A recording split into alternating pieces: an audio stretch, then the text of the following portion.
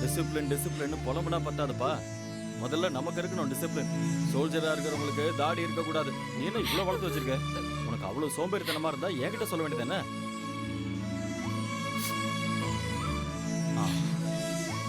ஒண்ணு அழகா ஷேவ் பண்ணி விடுறேன். தாடி எடுத்ததுக்கு அப்புறம் அழகா இருப்பார் பாரு.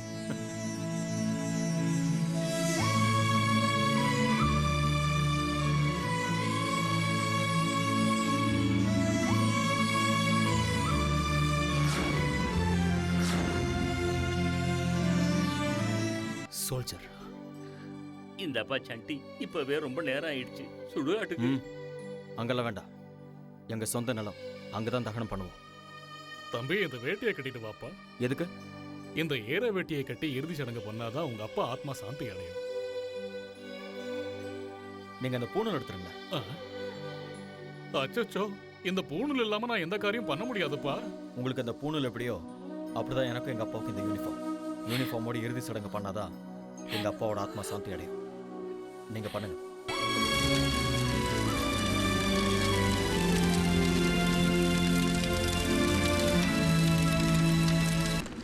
நில்லுங்க. என்ன பண்ண போறீங்க? அப்பாவுக்கு சமாதி கட்ட வந்திருக்கேன் தம்பி.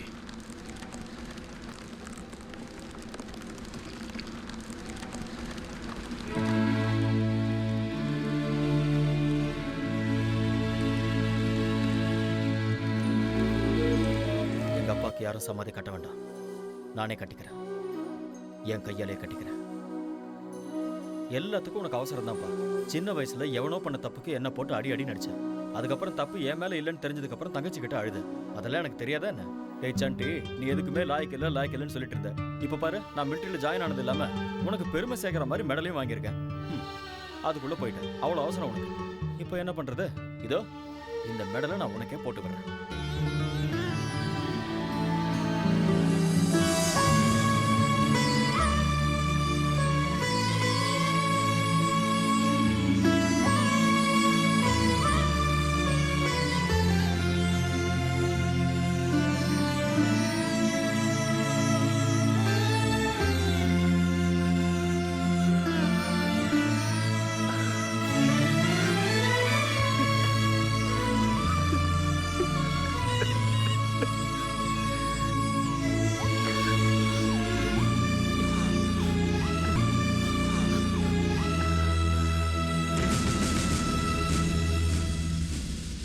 நான் சொன்னல அந்த 2 மலை, அதோட மினியேச்சர் தான் இது.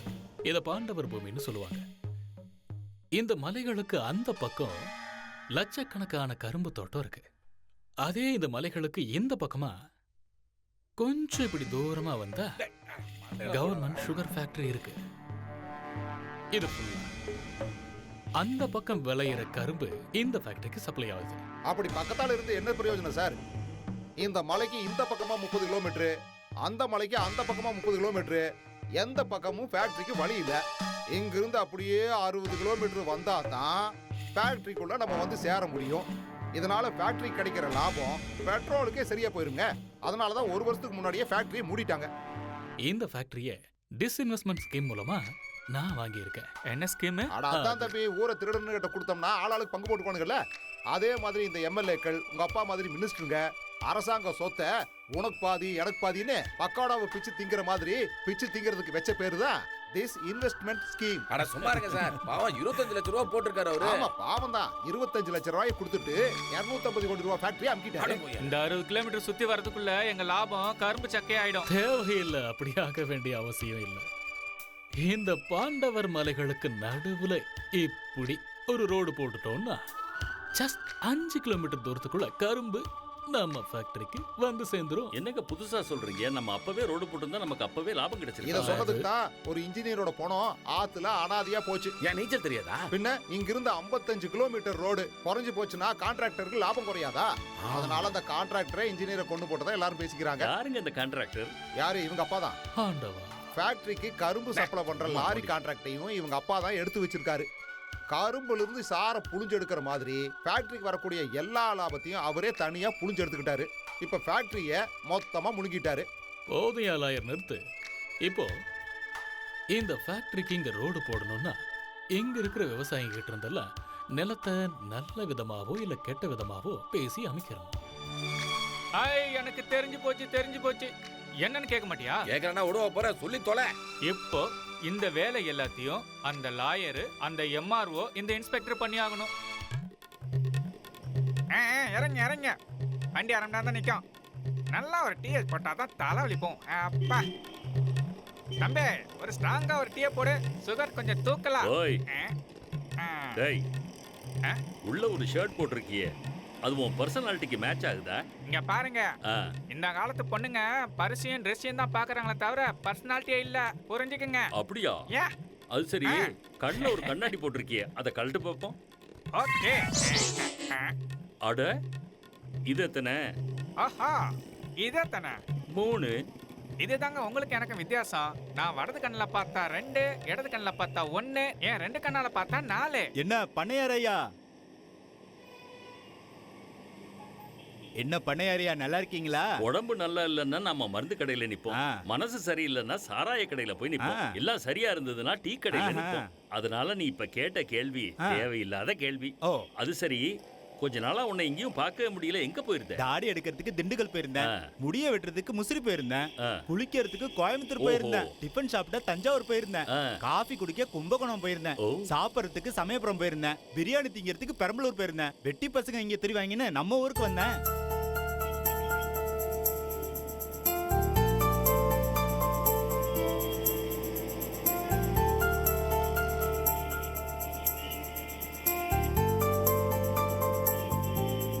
ஐயோ, சூப்பர் ஃபிகர், இனிமே கலக்கல் தான். இந்த காலத்து நயன்தாரா மாரி சும்மா கலக்கல வந்து நிக்குதியா? இவளை பெத்தவனை மட்டும் நான் பார்த்தேன். அவளை பெத்தவன் நான் தான். ஐயோ. ஆ, ம், ம். அவ அழகா பார்க்க ஒரு 2 கண்ணு பத்த மாட்டேங்குது இல்ல? ஆமா. அவ பேசுறத கேட்டீங்கன்னா ஒரு 2 காதுல இருந்து ரத்தம் வரும். அதனால உடனே இங்க இருந்து எஸ்கேப் ஆயிடு. என்னடா சொல்றீங்க? ஏண்டா கண்டக்டர், ஏண்டாவா? பஸ்ல 4 நாவ முழுங்கிட்டு வந்து இங்க உட்கார்ந்திருக்க, மறந்துட்டு அப்படியே போயிடுவேன் நினைச்சியா? சில்லற இல்லம்மா, நீ வேணா பேக பாத்துக்குமா. அவளோட பாக்குறதுக்கு உன் பேக் என்ன சூப்பர் ஸ்டார் படமா? லூசு பையல. லூசு பையல நானா? ஆமாண்டா, 1.5 கண்ணா. 4 நாள் உனக்கு அலட்சியமா? 4 நாக்கு ஊசி வாங்கலாம், பாசி வாங்கலாம், ரிப்பன் வாங்கலாம், வளையல் வாங்கலாம், கடலை வாங்கலாம், கடலை உருண்டை வாங்கலாம், மாங்காய் பத்தை வாங்கலாம், தேங்காய் பத்தை வாங்கலாம், பிஸ்கெட் வாங்கலாம், தேன் மிட்டாய் வாங்கலாம், கொய்யாக்காய் வாங்கலாம், இலந்தப்பழம் வாங்கலாம், புளியங்காய் வாங்கலாம், வாழைப்பழம் வாங்கலாம், பலாப்பழம் வாங்கலாம், மாங்காய் தேங்காய் பட்டாணி சுண்டலும் வாங்கலாம். ஏன் கோவில்ல சாமி கும்பிட்டுட்டு உண்டியிலையும் போடணும். அப்பா, அந்த நாளனாவுக்கு இவ்வளவு மதிப்பு இருக்குன்னு அதை அச்சடிச்சவனுக்கு கூட தெரியாதும்மா. ஏதோ தப்பு நடந்து போச்சு, விடுமா பாப்போம். நடுவுல நீ ஏன் வாயை திறக்கிற? வாயை மூடிட்டு சும்மா இரு. பெத்த பண்ண வாயா போயான்லாம் சொல்லக்கூடாதுமா, அது தப்பு. நான் குழந்தையா இருக்கும்போது வாயா போயான்னு சொன்னப்போ என் செல்லம் என் பட்டுன்னு கொஞ்சனா அது தப்பா இருந்தா அப்பவே கண்டிச்சிருக்கணும். இப்ப வந்து எல்லாத்தையும் மாத்திக்கோனா என்னால முடியாதியா? ஏய், என்னையா ஜனங்க கிட்ட பணத்தெல்லாம் அடிச்சிட்டு லட்சாதிபதி ஆகலாம்னு நினைக்கிறியா? உன்னோட 4 நாவை எடுத்து நான் பெரிய லட்சாதிபதி ஆயிடுவேன்னு நினைக்கிறியா? இழுத்து 2 குத்து விட்டனா செவ்ல 2 அவ்வளாயிடும். பார்த்து ஜாக்கிரதை. இங்க பாரியா பொண்ணை பெத்தவனே, உன் பொண்ணு பேசுறதுலயே அவனுக்கு பைத்தியம் பிடிச்சிரும் போல இருக்கையா. நம்ம ஊருக்கு வர்றதே ஒரே ஒரு பஸ் தான். வர்ற அந்த ஒரே அரசு பஸ்ஸும் வராம போச்சுன்னு வையே, பஞ்சாயத்து எலெக்ஷன்ல எனக்கு ஓட்டு விழாது. ஒரு ஐடியா சொல்லவா? அப்பளத்துக்கு அம்பிகா பிராண்ட் ஃபேமஸ், ஐடியாவுக்கு இந்த அப்பாராவு ஃபேமஸ். ஓ காசா, இதுக்கு மட்டும் குறைச்சல் இல்ல. இது போதும் யோ, போதும். இந்த வசந்த லட்சுமியே நீ என்ன நினைச்சிட்டு இருக்க? கபடி கபடி ஆட விட்டுருவேன், கவனிச்சுக்க. அம்மா வசந்தலட்சுமி, தயவு செஞ்சு நான் சொல்றது கேளுமா. தீர்த்த யாத்திரைக்கு போயிட்டு வந்து ஏன் இப்படி டைத்தை வேஸ்ட் பண்ற? வந்து இறங்கின உடனே பிள்ளையார் கோயிலுக்கு தேங்காய் உடைக்கணும்னு சொன்னல. ஐயோ, மறந்துட்டேனே. நான் போயிட்டு வரேன். இங்க பாரு பிள்ளையாருப்பா, தென்னிந்தியாக்கு போய் சாமி கும்பிட்டு வந்தா மாமாவை கட்டிக்கலான்னு இதோ இந்த குடும்பம் இல்லாத சாமி தான் சொல்லுச்சு. ரொம்ப கஷ்டப்பட்டு காசெல்லாம் செலவு பண்ணி எல்லா கோயிலுக்கும் போயிட்டு வந்துட்டேன். இதுக்கு மேல என் மாமாவை என் கழுத்துல தாலி கட்ட வைக்க வேண்டியது உன்னோட பொறுப்பு. ஏதாவது சொதப்புன இதோ உன்னோட பூசரிய கொன்னுடுவேன். அதனால நீ என்ன பண்றனா, இதுக்கு மேலயும் தாமதிக்காம அந்த வேலையை சீக்கிரமா முடிச்சு கொடுத்துரு. இங்க பாரு, 100ன்னு வேண்டிக்கிட்டேன், அதுக்கு வட்டி முதலுமா சேர்த்து 105 உடைச்சிடுறேன். அதுக்கு இந்த பூசாரி தான் சாட்சி. என்ன? ஆமா ஆமா. எல்லாருமே உன் பிறந்த நாளைக்கு தான் கொழுக்கட்டை வைப்பாங்க, ஆனா நான் வர வர வைக்கிறேன்ல.